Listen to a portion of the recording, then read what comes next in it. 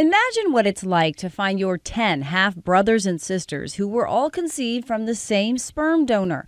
That's what happened to 28-year-old Ryan Kramer. He has had the opportunity to create an amazing friendship with his biological father. He got two grandparents out of the deal. It's like an ever-expanding family. Ryan and his mom, Wendy, started the Donor Sibling Registry, or DSR, 18 years ago, making him the first donor-conceived person to locate his donor through DNA testing. Today, their nonprofit connects other families, and it is playing a huge role in changing the so-called anonymity that goes along with sperm or egg donors and donor-conceived people. Every single day we connect usually between 2 and 5 people. Today, the DSR has helped connect more than 15,000 with half-siblings or their donors in more than 100 countries. Wendy is also an advocate pushing lawmakers for change in the industry. At this point, nobody should be promised anonymity. There are no egg clinics or agencies or sperm banks that should be having anything called anonymous donors. At Carolina Conceptions in Raleigh, like so many other fertility clinics, their policy is always anonymity for donors. We say this is an anonymous program.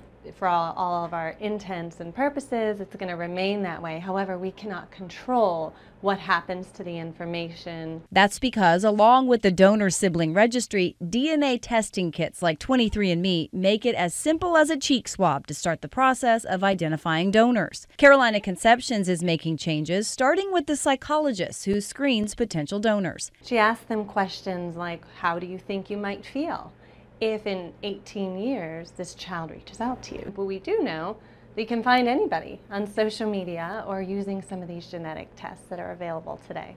Many donors today are aware they can be found and are embracing the idea. We reached out to a Triangle woman who has donated her eggs 6 times. She didn't want to be identified, but says she feels it's a gift she's giving families who couldn't otherwise have children on their own. I'm hoping that with the Donor Sibling Registry, DNA testing, that I will eventually have an opportunity to meet the families that I have helped through my time with Carolina Conceptions. I know I've made such a huge impact in their life, and I would love the opportunity to cross paths with them one day.